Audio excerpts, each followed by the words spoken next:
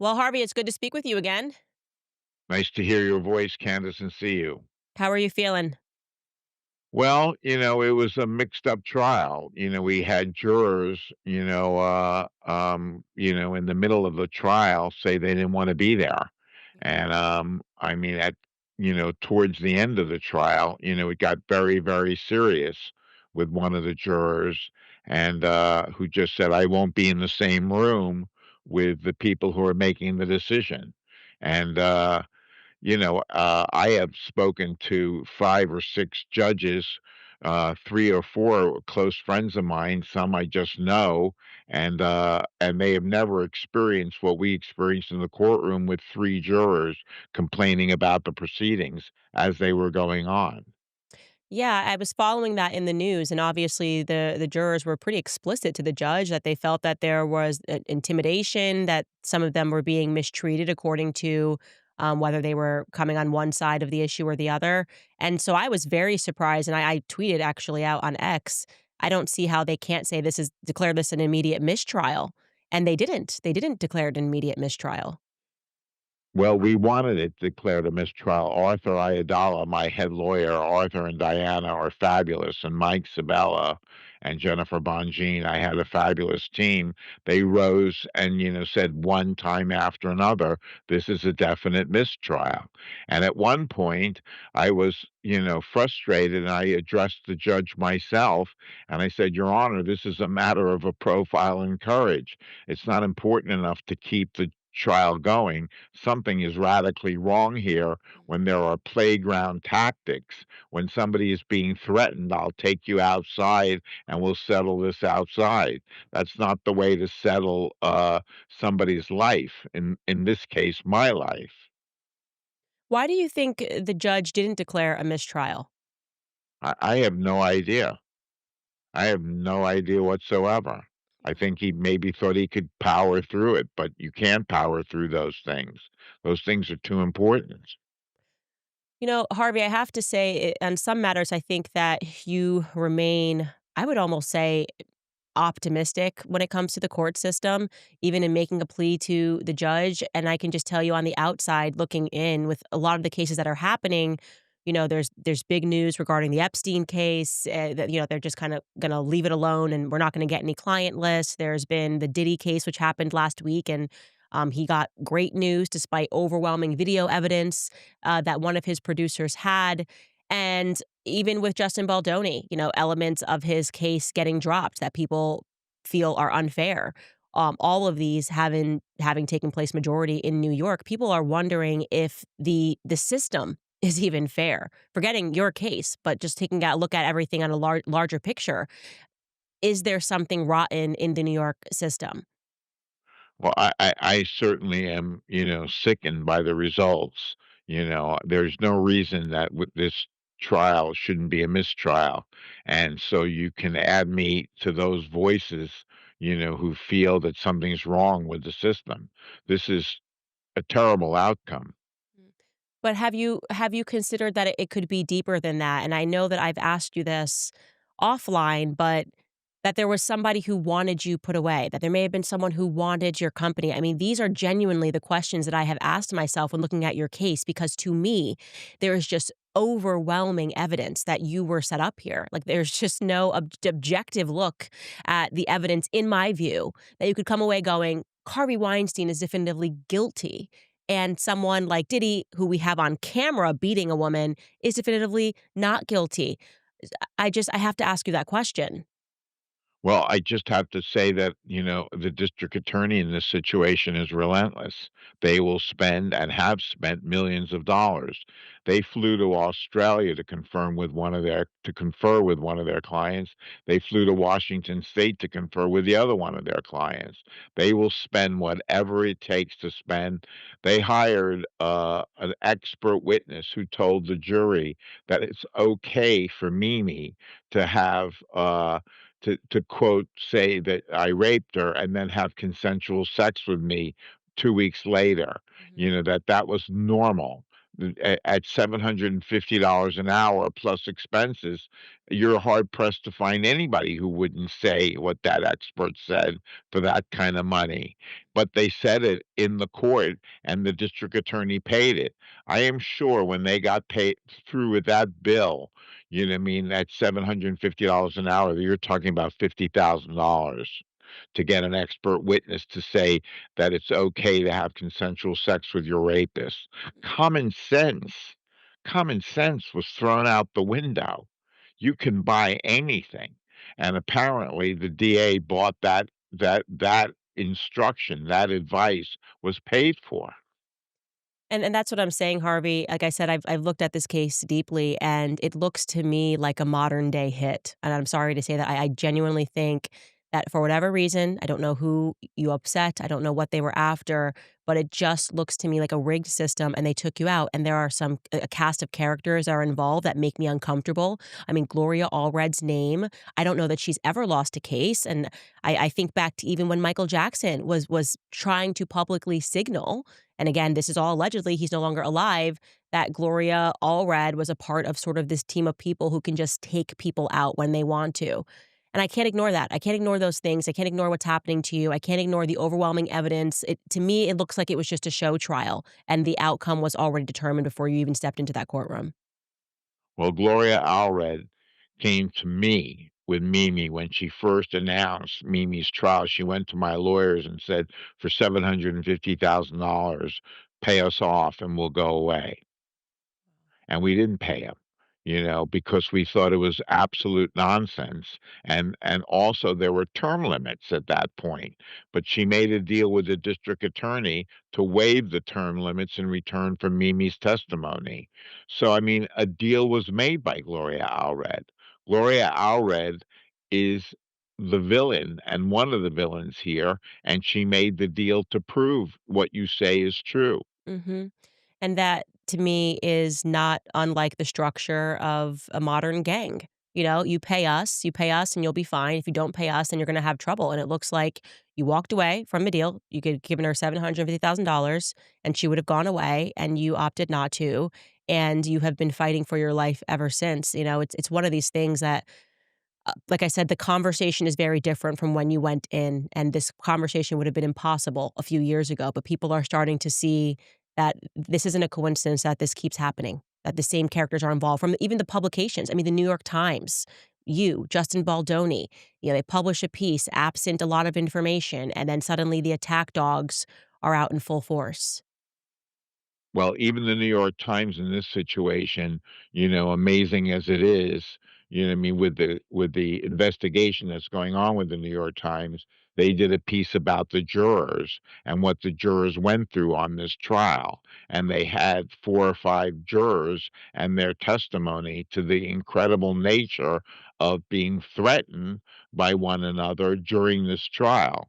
So I mean, the New York Times, just to bring it up, is there's a young man named Clark Patterson who just wrote an article about the New York Times and wrote an article about the 2 journalists who wrote the first hit piece on me.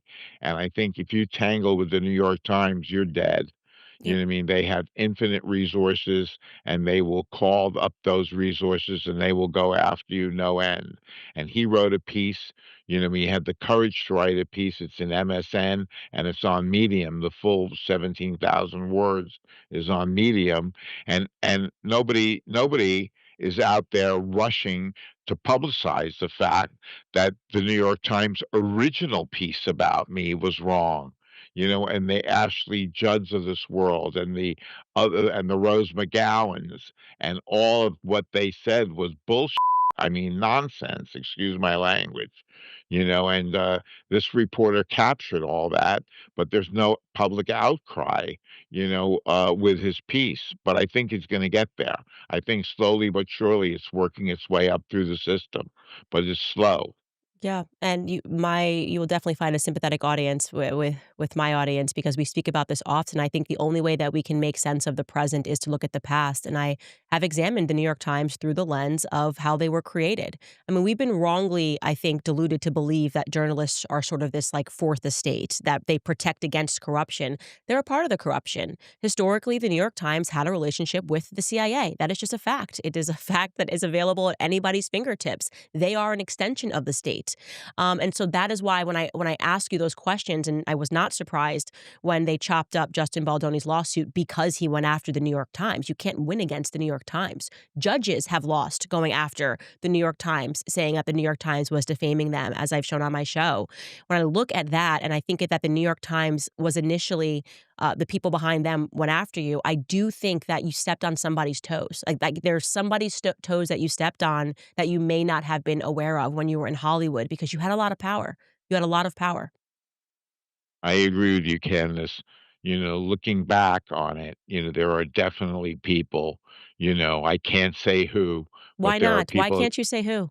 What do you have to because I lose? because I'm not sure that I'm right, Then you say, and I think, I maybe. I I will say that I think there are people whose toes I stepped on, and I will also say I think there are politicians whose toes I stepped on, and as a result of the 2 forces mingling together, and you throw in the New York Times, and you have enormous prejudice against me, an enormous fight against me, and an enormous I don't know what to say, just a force against me of all these forces coming together. But it's weakening. It's weakening. It's weakening because of you. And I can't tell you that having done your interview, how many people come up to me in whatever little street credence I have now. Cops come up to me, workers come up to me, wherever I'm at, wherever I'm out, people come to me and say, I saw you on Candace. I saw you on Candace. Keep up the good work. Keep up your good work because you're cracking that system. And Clark Patterson is out there cracking that system too. It won't permeate forever, and it's not as strong as it thinks it is. It's not, and we're seeing that the fraying is happening now, but I really wanna push you on this point, Harvey, because I think it's very significant. Who were the politicians' toes that you stepped on?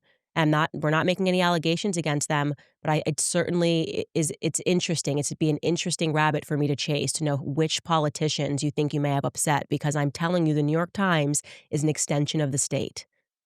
Well, I think that with the Ambra situation, what I mean? I got off with not even a misdemeanor. I just got off with you know, just an understanding that Amber was an unreliable witness.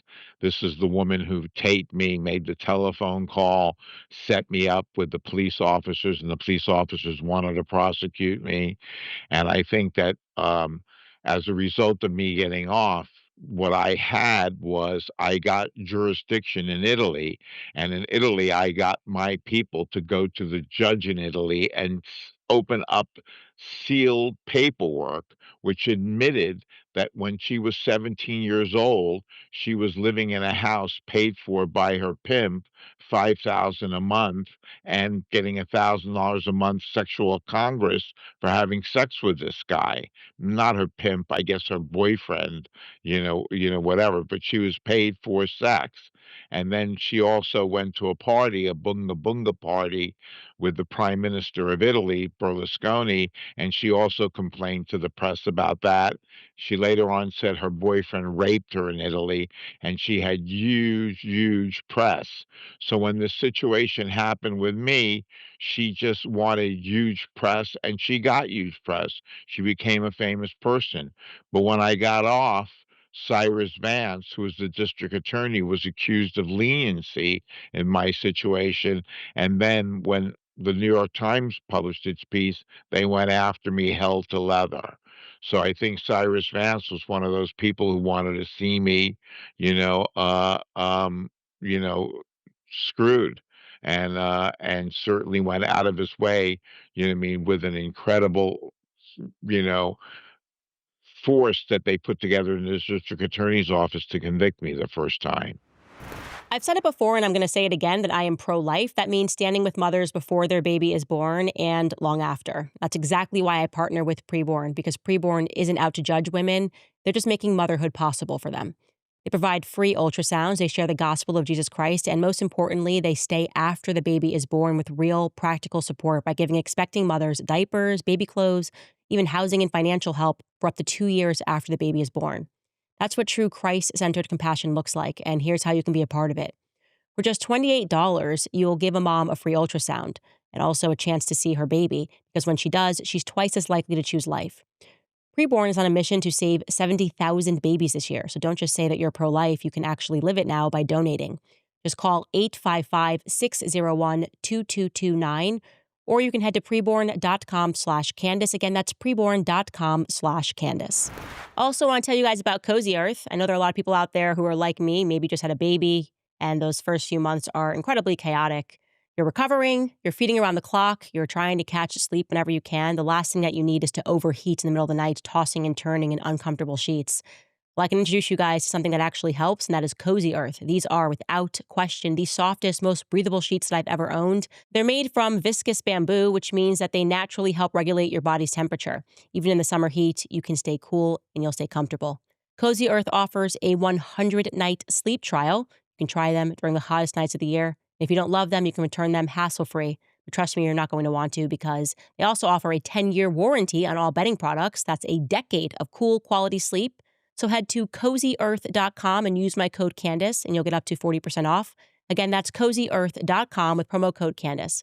Also, if you get a post-purchase survey, make sure to let them know that you heard about Cozy Earth right here on my show, because your bed should be more than just a place to sleep. It should be your happy place. Cozy Earth makes that possible. Do you know, Harvey, I had a very interesting conversation recently with Courtney Love, of all people. And she Oh had my a, god. yeah. She had a very interesting take on things. She says a lot, and I think that there is a lot of sense to what she shares. And something that she was speaking to me about regarding cases is that she said that in Hollywood, she was aware that sometimes the press will go after someone, and she wasn't referring to your case, because they want publishing rights. Like, she's like, a person grows too big, or they own a catalog of something, and then they'll start making up rumors about this person. The next thing you know, he's forced to sort of sell his company. Kind of similar, by the way, with what happened with Michael Jackson. If you take a look at that case, he had almost owned the Beatles catalog. He was definitely fighting Sony and winning, and then suddenly these allegations began swirling. And so in my mind, I thought, Harvey Weinstein, he had a lot. I mean, you had the greatest movies that were in Hollywood. You had a lot of power. And I'm wondering if there was anybody in Hollywood that you may have been fighting with at that time, like whether it was, another producer or another company, or an individual that just anything that could have been going on, because I think there's I mean, something bigger happening here. there wasn't a fight per se, but nobody enjoyed the inner sanctum of Hollywood did not enjoy my success. The people enjoyed my success. The people who went to movies, the young filmmakers, the people who believed that they could do it too if they just had an opportunity to do it. But the establishment, I would not say, was my friends. Right. And what is the establishment in Hollywood? It's normally the big studios, you know what I mean, and it's the big studios, but I can't say that they put me into a New York Times article, I No. can't s I can say that there was animosity, but I can't say that they were part of this. Right. No, I'm just wondering, like, who in the end, who owns all those movies now? Who owns your catalog? What happened to your company? We sold the catalog to, a company called Be-In, you know what I mean, which is owned by the Qatari government, Interesting. and, we sold the other part of the library to a company, called Spyglass and Lantern, which is owned by the Saudi Arabian, government. Very interesting. I'm asking these questions because my investigation into this isn't going to stop with the conclusion of your trial. I just think that there was something more sinister that was happening. I've always had that instinct, and on the basis of things that I've just been reading this year about Hollywood and the things that have happened, I do think that it was very intentional. So, what happens now with your case? What happens now with my case is that Arthur Ayadala is, you know what I mean, circling the wagons, and you know what I mean, and interviewing the jurors. We're doing the interviews ourselves. And obviously, we have the right to bring this situation back up. And hopefully, the court will listen. But I'm not sure that they will. They might just turn us down again and just say forget about it. Even with all this publicity, even with all the sturm and drang of these jurors, the court might just say, look, they made an opinion, the verdict sticks, and you've got to pay the price. So, the district attorney in Jessica Mann's situation, we had a hung jury, and the district attorney wants to immediately prosecute that again. They want to go again, and Jessica Mann wants to go again, which just shows how absolutely off the wall Jessica Mann is. She just wants to continue and continue and continue, no matter how much she has to get on that witness stand. It's her life. It's become her identity. The victimhood is so strong with who she identifies with. This was a failed actress, and as a result, you know what I mean, in Hollywood, she didn't get what she wanted, but I was always kind to her. I was always sweet to her. I opened the doors for her. It's just sometimes I always said to them, I'll open the door, but you have to go through it. It's your talent that wins the game. Even one of her best friends said she didn't go to acting school. She didn't pursue it the way, the great actresses of today and yesteryear went to schools. You hear about all the Jane Fonda Actor Studio, Meryl Streep, Yale Drama School. You know what I mean? The credentials of these actresses that have succeeded are unsurpassed. The work that they put into their own personal careers, and yet there were people like Jessica Mann who just wanted it to come for free, or wanted it to come through knowing me and or networking at parties that I invited her to. Well, now she got paid $475,000, which is more money than she's ever seen. Uh, Miriam Haley got $475,000, and the girl who the jury voted not guilty got $3 million. Unbelievable. $3 million It's from the unbelievable. Walt Disney Company. She lied. She lied. She was not. She was found not. I was found not guilty, and she lied, and she put $3 million in her pocket. I mean, it's one of those things that if the public could read all of their emails, it's stunning to me. I don't know how they put their heads on their pillow at night. If they have any sense of faith, I mean, hell is an eternity. It's scary to me that you could switch so quickly from "I love you" and XX and smooches, and "I see Harvey like a father" to suddenly being on the stand. I mean, just so many emails. I couldn't read them all. I literally did not have the time, Harvey, to commit to reading all of the emails because that's how many there are after their alleged quote unquote sexual assaults or rapes. And for that to be the case, to have an overwhelming catalog of evidence that shows that this relationship was consensual, and to have the public then be told, oh, no, actually, but this one time it maybe wasn't, and we have no evidence of that other than their word, it should terrify everyone. That is why this case is so important to me because I have 3 sons, right? And we can't live in a world where women can essentially throw out their bodies like it's the casting couch. That's what they wanted. They wanted an exchange. These are sugar baby relationships. And then, I'm gonna renege on that because I didn't become the next Angelina Jolie. And so now I'm saying that actually I was raped. Well, Jessica Mann did exactly what you're talking about. Mimi Haley did exactly what you're talking about, and Kaya did exactly what you're talking about. There are emails that are filled with good thought, and there's not one disagreement on any of those emails. There's no like, Harvey, you were rude to me at a party, or you didn't let me in, or you didn't get me invited somewhere. They would ask me for tickets, and even if it was an impossible situation, you could see through the emails the effort that was made to get them into the event. Mhm. I took these, even after the relationships ended, I took it seriously that they were friendships here, and that these were people who wanted to get into the industry, and I was trying to do my part to help them get into the industry. But Kaya broke my heart. We got her into the Lee Strasberg Institute, the toughest school for acting in New York, and she was modeling and making good money, and she said she couldn't afford to go. I mean, but we got her in, and she just should have gone, but she didn't go. She didn't put the work in.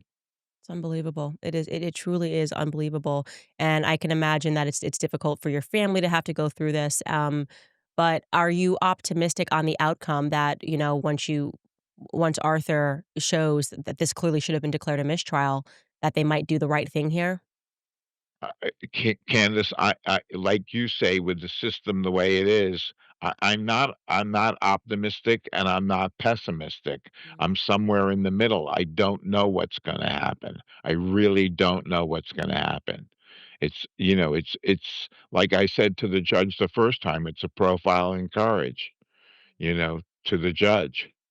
I don't think that these I think there are people way above their pay grades that make these sorts of decisions, and, I mean, we're speaking about that today on the podcast, and we've been covering all of this, but, we're gonna continue to cover this case, Harvey, and, hopefully, the right thing will happen here. If nothing else, this has contributed to an international conversation about what the Me Too movement is, about the fact that people don't actually get justice when they go when they go through the court system. I would say especially in New York and Los Angeles, there seems to be a particular strand of corruption that I can't quite figure out. And like I said, you have a case where Justin Baldoni is even seeing the results of that, and he did nothing but try to make a movie with a woman that he adored, which was Blake Lively, and has had his life just raked through the coals. Well, recently, Candace, the international part of what you say is actually happening. There's a fissure there, and what happened was in Italy, in my case in Los Angeles, which is under appeal for Eugenia Chernachova, the man Pascal Basadimi is now on trial for perjury in Italy. So we are hoping that we win the perjury trial, and rather than have to go through the years of appeal, you know what I mean, that we would have to go through, that if we win our lawsuit in Italy, that they could vacate the sentence and we could be free of that charge in California. So this is, big news in the world of, this whole Me Too movement, that Italy is taking an active stand against the Me Too movement by having this trial. Yeah, that is amazing. When is your LA appeal? When is that case Right, going to be heard? we Your file it we file it this week, and, what I mean, I don't know how long it could take. It could be a year, it could be 2 years. I don't know. What I mean? Hopefully sooner than later, but I do not know the answer to that question. And you're in Rikers, where I should just going to mention this. I mean, talking about how rough that prison is, we were supposed to do this call last week, and then everything got locked down because there was a stabbing. Is that correct? A gunfight and a stabbing. And, I was sitting at the dentist's office at 12 o'clock with, you know, more than 2 hours to prepare to go to do the interview, and then the lockdown happened. This is a very rough place. This is an unhygienic place. You don't get your shirts, you don't get your socks, you don't get your underwear.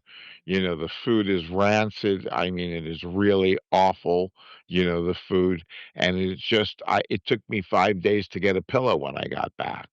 And a pillow is in the patient's bill of rights, but I didn't get the pillow. I had to have Arthur and Craig, I mean, lobby the heads of Rikers Island to get a pillow.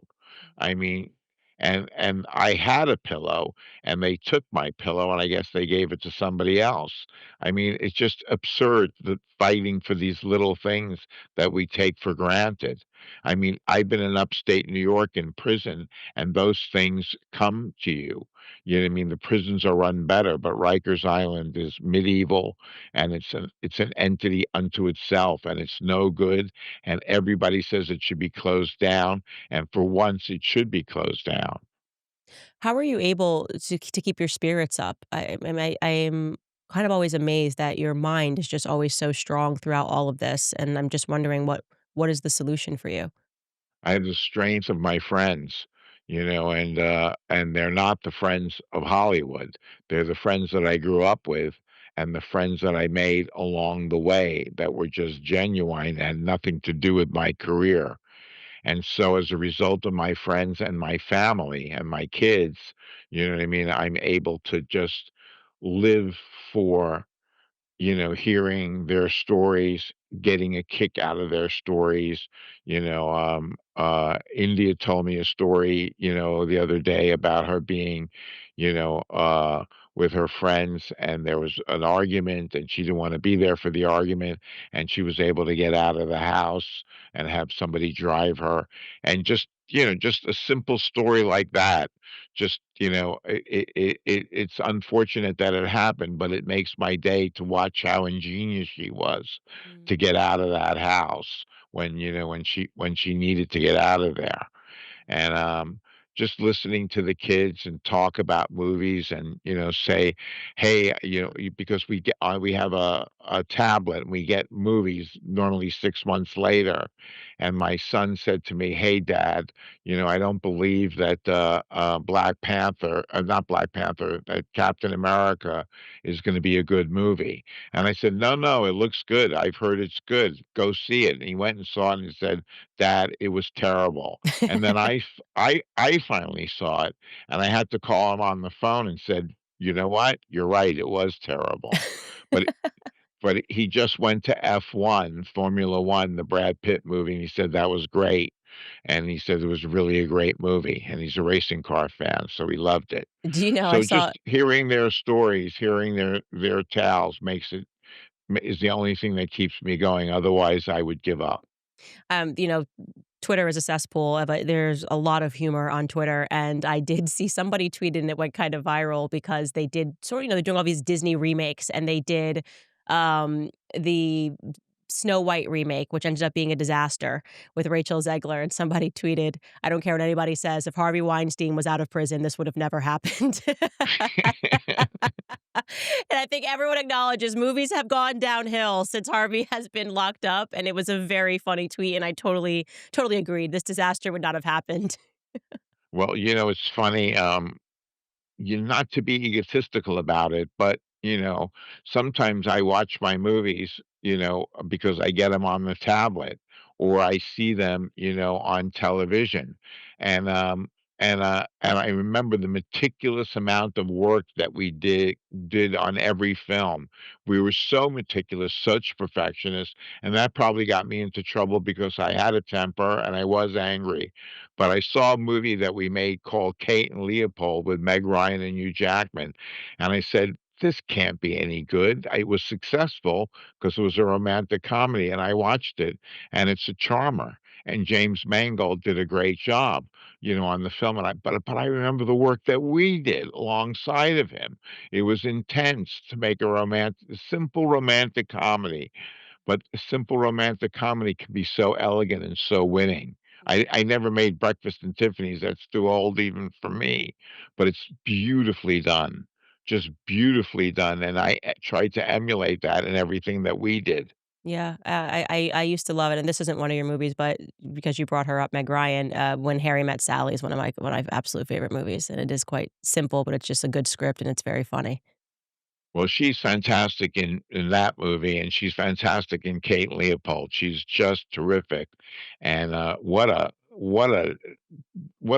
just a force of nature that she brought to the whole enterprise. I mean, and like they have her sing Moon River, on the fire escape. It's so romantic. It's just a delicious little treat. And I saw Shall We Dance the other day, another movie that I made, and I just, recommended it to a bunch of friends, and they had a good time watching it. So some of and then I try to watch as many new movies as I can. I can't find the great ones, you know what I mean? But maybe they don't have them on my tablet, They didn't have, Nora or The Brutalist or any of those movies, haven't been on the tablet, but I'm looking forward to seeing those films. Costs are still rising on everything: gas, groceries, home repairs. And if you're a homeowner, you've maybe thought, should I call American Financing to refinance and pay off this credit card debt? And then you maybe second guess yourself because you're enjoying a low mortgage rate. But listen, that low rate that you're enjoying, it's not saving if you're also drowning in credit card interest rates at 25% or more. That's the math that nobody wants to face, but it could be costing you thousands. Here's the truth: if you're only making minimum payments, then that debt is going to follow you around for years. That's why people are calling American Financing, because they're saving customers an average of $800 a month by using their equity to finally break free from credit card debt. You owe it to your family to see what's possible. There's no upfront fees, there's no pressure. It costs you nothing to find out what you could be saving every month. And if you start today, you might be able to delay 2 mortgage payments. So don't wait any longer. Call American Financing today. The number is 800-795-1210. Again, that's 800-795-1210. Or visit americanfinancing.net/Owens, americanfinancing.net/Owens. As many of you guys know by now, I love Nimi Skincare. Just when I thought their products could not get any better, Nimi launched their brand new tallow line, and it sold out in under 3 hours. So I called them directly, and there's good news. It's finally back in stock, but only while supplies last. Tallow is incredibly similar to our skin's natural structure. That means the essential vitamins A, D, E, and K are easy to absorb. It helps repair the skin barrier, it locks in moisture, it delivers powerful anti-inflammatory benefits. Nimi takes it a step further by infusing their tallow with natural essential oils, which makes it even more luxurious and effective. Their two new products are the Sunshine Tallow Cream, which is a lightweight whipped face cream that absorbs quickly, which is perfect under makeup, and also their Buzzin' Tallow Balm, a rich balm that forms a protective barrier to seal in moisture and deeply repair your skin. Nimi Skincare is proudly American, conservative owned, and they are grounded in our values of faith, family, and freedom. It's skincare for those of us who want our dollars to reflect our values. These new tallow products are just the beginning, so don't wait. Head to nimiskincare.com and use my code Candace10, and you'll save 10% on your order. Start supporting companies that stand for what you believe in. With Nimi, you're not just getting beautiful skin, you're also getting skincare without compromise. Again, that's NIMI skincare.com. And don't forget to use my code Candace10. Let me ask you this question. If you got out today, what would you do? What would Harvey Weinstein's life look like if he just said, you know what, there's nothing. Okay, we're releasing you? First and foremost, kids. I'd move as close to my kids as humanly possible. Second, I would say to myself, am I entitled to make these movies? Will I be canceled? Will I be blackballed? And if I wasn't canceled and blackballed, you know what I mean, I would make movies again. You know what I mean? Not as many as I used to make, but I would certainly make, I have certain ideas about some of the films that I would make. I would certainly try my best to remake Farewell to Arms and just make it simple and elegant. And the actress who plays the part should be British because she's British in the book, and the American actor should be young rather than Rock Hudson and Jennifer Jones, which was the last version that was made. And you just watch the movie, and it's got all the bare bones of the Hemingway thing, but the two actors are so miscast that it's just awful. You know what I mean? I would love to do a simple remake of an elegant, short Hemingway novel, and try to do something like that. And then there are other projects I hope I could do too. Scripts that I read to try and find out if they're owned by somebody or owned by somebody who would help me make them. I would love to do it again. But if I can't do it again, just to get out and be with my children and to be a part of them, and whatever I did work wise, that would never be number one as it used to be. My kids is number one now. My family is number one because they're the important thing. I learned my lesson the hardest way possible, what's important in life. And I sometimes took that for granted, more than sometimes, a lot. I took it for granted. But I was a good father throughout. The one thing I can say that people do say about me was that I was a good father, but I would be a better father, a lot better father. That's amazing.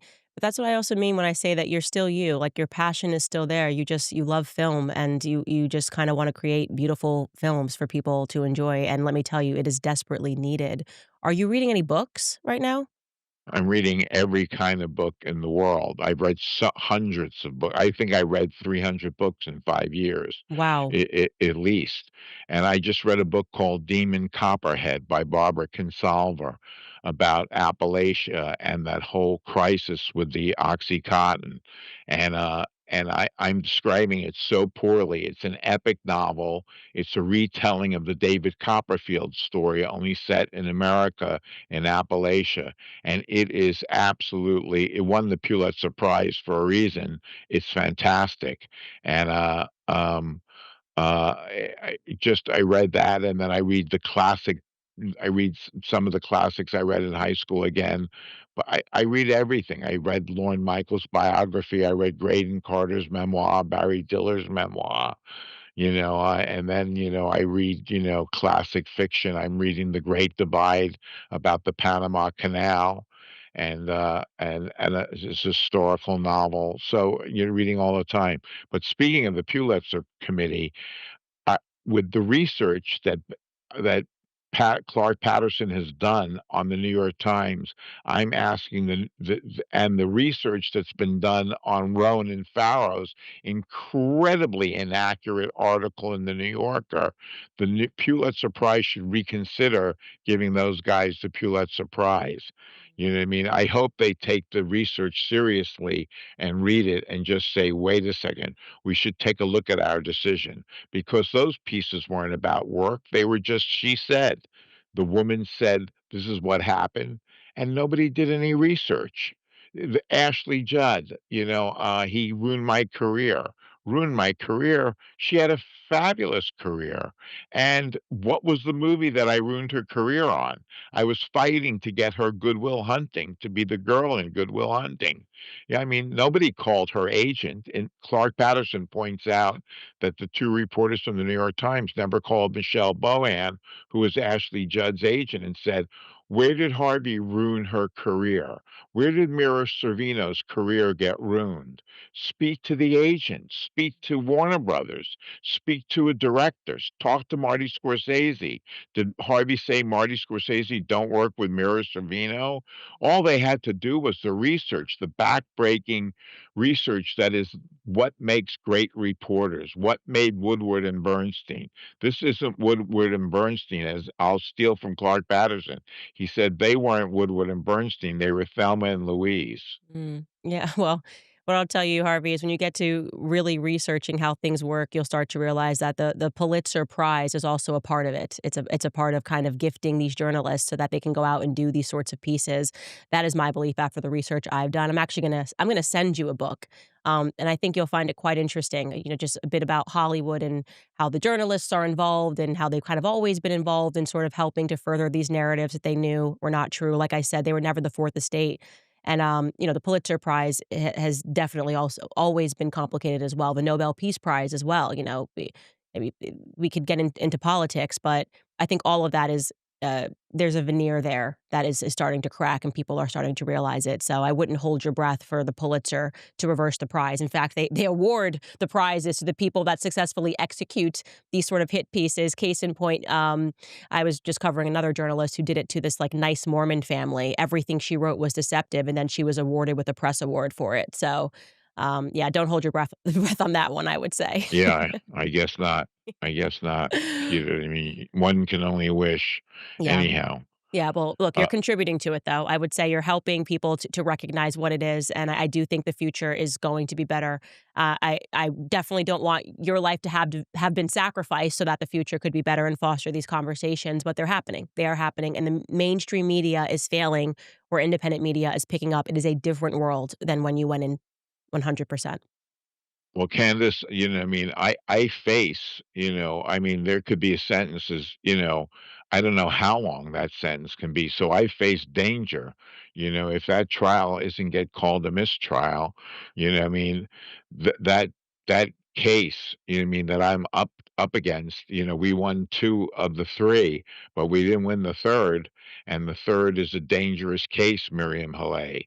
So I don't know. I'm in a period of just not knowing what my fate is. And it's just, to me, something that I have to do. it's not easy to get it done, but I took a lie detector test with Jessica Mann. I sent you, or they sent you, the results, and I passed with flying colors. I took a lie detector test on Eugenia Chernachova, the girl in California, and I passed with unbelievable, the highest you could get. And I mentioned Cy Vance, who really went against me, the district attorney. I used his lie detector person because I didn't want anybody to say that I cheated in any way, or we used a lie detector test friendly to us. But I'm going to take one on Miriam Haley, and I'm going to take one on her and get that in here, so once and for all people can understand that that case, you know what I mean, is not true. You know what I mean? I never assaulted that woman, never, ever, ever in a million years. But it was worth money to her. They went after the money, and you know what I mean? And here I face this incredible situation that I'm in. But this was for the money. This was for the money. Gloria Allred called it reparations. You know, the other thing with Gloria Allred, Candace, is I used her daughter, you know what I mean, to work for me. And I bought her daughter's script when I made the Trayvon Martin documentary, because she wrote a brilliant book about the trial of Trayvon Martin. And so one of the episodes in the Trayvon Martin documentary that I made features her work. And when this thing exploded, her daughter, Gloria Allred's daughter, was collateral damage. Gloria Allred represents Mimi Haley. She's always there for, right after the trial. Somehow Miriam Haley, instead of flying back to where she lives, she showed up to have a victory lap. Gloria Allred flew back to New York to have a victory lap. She's there in the courtroom. She's just there. It's Mhm. it's clear. It's clear. Did I piss off somebody? Yeah. Amongst others, I pissed off Gloria Allred in a big way. Yeah. Yeah, I have to say she's someone that is worthy of an investigation in and of itself, because I'm telling you, this woman is involved in a way that is so evidently clear to me, and there's just no way that, like, Michael Jackson puts her on a short list and basically says his whole life is being ruined. I had to sort of reexamine the facts of that case and what was happening to him behind the scenes, and every time her name comes up, it seems to be that she's involved in no good. Even her client has spoken out and said that they were treated terribly by her, and that they didn't get the sense that she was in this because she wanted justice for the victims, but rather she was kind of a part, and I'm paraphrasing here, of a larger syndicate. And so she is somebody that I'm definitely interested in, and I hope sooner rather than later we're able to determine what exactly it is that she's a part of, because it's something sinister. There's no question about it. Well, I'll tell you what I know of it to be. She says that she's, for women's rights and victimhood and the survivors, and uses all the cool language. But when you ask Mimi Haley, of the $475,000 that you received, what I mean, off of my back and this trial, what I mean, Mimi said one third went to Gloria. Gloria takes between a third and 40% for every client she has. When they were talking about getting rid of NDAs, Gloria Allred was the one who said, "Don't get rid of NDAs because her practice is full of it." Somebody says, "I slept with that corporate CEO," you know what I mean? And Gloria Allred goes to him and says, "Sign, you know what I mean? Give us $700,000 and we'll sign a piece of paper saying that you won't say anything about you. We won't tell your wife. We won't do all the underhanded behind the scenes stuff is a big part of Gloria's practice." Yeah, and I don't see how that's not considered to be extortion in and of itself. Do this or that, do this or that, give me 750K or else. Like I said, that begs a further investigation. Harvey, I know we're running up against the hour here, so I want to ask you Okay. this. What do Okay, you sure. want? What do you hope your legacy is? It's a big question. Take a second to answer it. Um, hmm. In my time, I tried to do as well as having the success that I had. I'm very proud of the work that I did. We did a concert with Jim Dolan and John Sykes. We did the concert for New York and raised $100 million for the firefighters and the widows and the policemen who were the first defenders of 9/11. We did a $77 million concert for Sandy with Paul McCartney and The Who and Mick Jagger and the Stones, and, we raised $77 million for the businesses that got blown away in Rockaway in New Jersey, and Bruce Springsteen opened the show. It was amazing, and, we were able to just deliver and deliver the money quickly because Robinhood was the beneficiary of the money, and Robinhood distributed the money quickly. I was on the board of Robinhood and watched other people, not me, raise $2.5 billion for children's charities in New York, and I was on, I raised $170 million for Amphar in Cannes with the events that I used to organize for the charity. I don't know, there are others, the Children of Mandela. I was GLAAD's Man of the Year. I tried to I tried to have my movies talk about society and what was going on in a way that wasn't clobbering people over the head, but certainly not afraid to make a point, and we were never scared of anything, and I tried to do good work, good work on the filmmaking side, and I tried to do good work on the good side. I just wished I was a better husband, and I wished that I just had s the non-stupidity to just how could I do it? You know what I mean? How could I do it? How was I so weak to just want to be with women who were just using me and I was using them? It's just awful to me that a man who had the track record that I had fell for the oldest sin in the world. Mhm. That's exactly right. Scary, It is. scary, It is, but and you weren't scary. the first, and you certainly won't be the last, and you hope that people learn that lesson. They won't learn that lesson. I promise you, there will be another person that falls to the trap of young women and, not making the right assessment there in terms of everything that you have. But, like I said, I will continue to pray for justice in your case. I really think it's a terrifying case to take a look at if anybody examines it, Harvey, and we're gonna continue to investigate every element of it up into Gloria Allred, and I'm gonna hope that you guys are able to, prove what is obvious here, which is that this should have been declared a mistrial on the basis of what the jurors were saying, in this case, Harvey. And so I'm sorry that it is happening in this way, but I do know that there is a greater good that's happening, which is people are beginning to ask questions about what the hell is going on in these courtrooms. Well, you have a great force for good. I hope some of the people who listen to your show can write to you and say they agree with you on the mistrial. When a jury misbehaves the way the jury misbehaved in my court case, you know what I mean? There should be a mistrial. You know what I mean? Keep those cards and letters and emails going. I date myself when I say cards and letters. You know what I mean? Keep those emails, coming, because it's important, for me to read them, and to see the that change is coming with it, Candace. You're a fighter for change, and I appreciate you and thank you. Absolutely. I'm gonna send you a book. You're gonna fall down the Hollywood rabbit hole. I'm gonna send you a book called Chaos. I think you'll enjoy it. It's about the Manson murders. It's incredible. The true story of Chaos the and Manson man. murders. Yeah. I'm Okay, gonna I send you my can't. book, and I've got a book club, so maybe we're gonna get a recommendation from you on what book we should read later this year since you're reading so many. But, Harvey, thank you so much for trusting me with this story. I wish you had trusted me sooner because we could have been covering this for years. Yep, yep. But this is the way it happened. It's the way God wanted it to happen, and I'm just grateful to have the opportunity to share this. Thank you, Candace. Thank you so much for everything. I appreciate it. I We'll talk appreciate soon. you, and congratulations on the family. Thank you so much. My pleasure. Okay, bye now.